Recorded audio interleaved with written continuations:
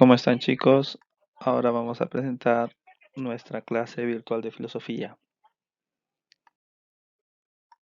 Hoy, hoy nos toca ver el tema la filosofía griega en su primera etapa, el nacimiento de la filosofía, los filósofos presocráticos. Recuerden, presocráticos, pre es antes, socráticos viene de Sócrates, filósofos que existieron antes de el gran Sócrates.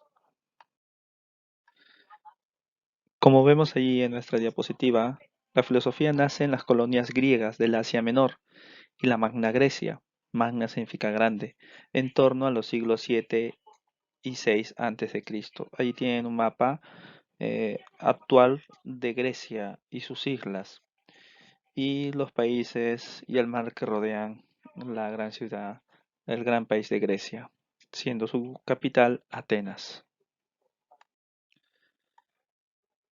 Durante estos siglos aparece una nueva forma de explicación racional de la realidad basada en conceptos y en la argumentación racional que se conoce como el paso del mito al logos y que más tarde recibió el nombre de filosofía.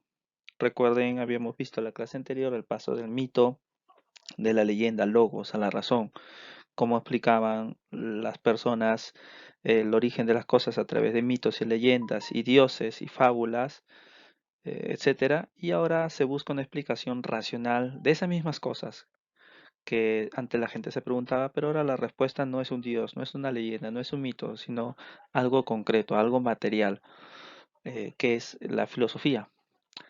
Dice allí del griego philos, que significa amor, y sofía, que significa sabiduría. Así la filosofía significa etimológicamente amor a la sabiduría. El término filosofía fue acuñado por Pitágoras.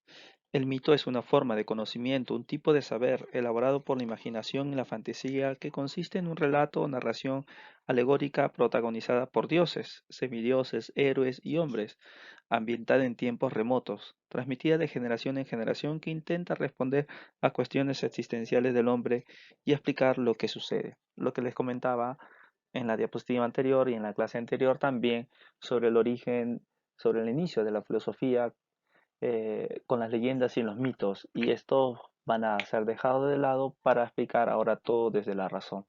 Les hablaba yo en la clase anterior de una obra de un gran historiador griego, un literato, mejor dicho, Homero. Sus grandes obras, la Ilíada y la Odisea, es el culmen de la filosofía de la historia griega, escritos muy antiguos, tienen más de 20 siglos de existencia estos textos y hasta ahora siguen siendo leídos y estudiados.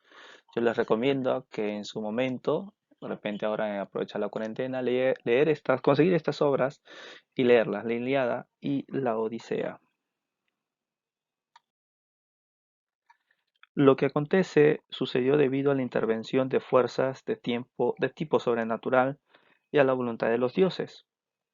La filosofía se apoya ahora en la razón, el logos, utilizando conceptos y argumentos racionales para responder a cuestiones en torno a lo real y al hombre que busca la respuesta en las cosas mismas, concibiéndose así en una búsqueda de la verdad. Esta filosofía van a ser producto de algunos acontecimientos que van a ocurrir en la antigua Grecia. Es así que en el siglo VI a.C. se dieron una serie de circunstancias que propiciaron el inicio, el nacimiento de lo que hoy podemos llamar filosofía. Allí tienen una foto de una isla griega. Grecia es un país bellísimo, sus islas son paradisíacas. Pueden ver en internet más fotos sobre Grecia. Una circunstancia que dio inicio al origen de la filosofía es la socioeconómica. Gracias al desarrollo del comercio, los griegos fundaron pequeñas colonias en la costa de la península de Anatolia y en la Magna Grecia. Así recibieron muchas influencias de otros pueblos que enriquecieron las bases culturales de sus habitantes y les aficionaron a querer conocer otros tipos de vida y culturas.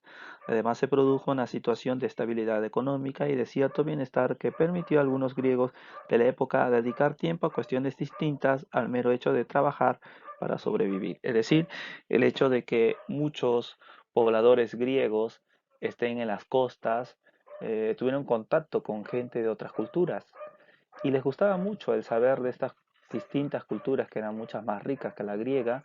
Entonces se alimentaron de su cultura, de su idiosincrasia, de todo lo que ellos transmitían en cuanto a pensamiento, en cuanto a literatura, en cuanto a historia, etcétera. Y la economía fue creciendo. Recuerden que un pueblo que tiene puerto es un pueblo que puede atraer mucho turismo, mucho bienestar económico. Por eso muchos se hicieron ricos, de modo que ya no tenían necesidad de trabajar. Entonces se dedicaron a lo que la filosofía llama el ocio. ¿Qué es el ocio? El ocio no es hacer absolutamente nada. El ocio es dedicarse a pensar, a razonar.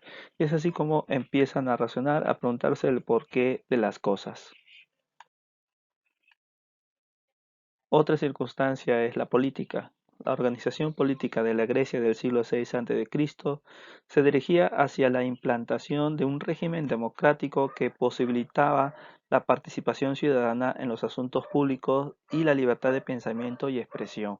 Es decir, en Grecia, algunos dicen que la democracia nace en Grecia y parece que así es. eh, al tener más libertad la población, podían expresar sus pensamientos, podían manifestar sus ideas, había más libertad, cosa que en otras culturas no existía. Nadie podía pronunciar sus pensamientos porque podía ser perseguido, podía ir a la cárcel, recibir una multa, entonces se quedaba el pensamiento en la cabeza de las personas. En cambio en Grecia no, en Grecia uno era libre y podía expresar sus pensamientos. Entonces esto eh, hizo crecer el- la voluntad de muchas personas de querer expresar sus pensamientos, su idiosincrasia, su filosofía a las personas que no conocían, a las personas de distintos pueblos, como una especie de prédica, una especie de evangelización, por decirlo así. Y es así como esta circunstancia política va a ayudar también a crecer el pensamiento filosófico griego. Otra circunstancia fue la cultural y religiosa. La mitología, dice la diapositiva, mostraba un elenco de dioses lleno de contradicciones y de flaquezas propias de los hombres.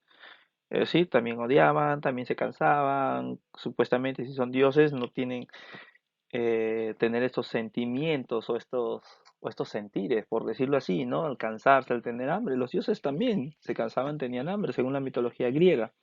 Las narraciones mitológicas y la visión que ofrecían desencantaron a una sociedad que buscaba la razón explicativa última de las cosas de una manera racional. Es decir, si es un dios, ¿por qué va a querer pelearse con otro dios?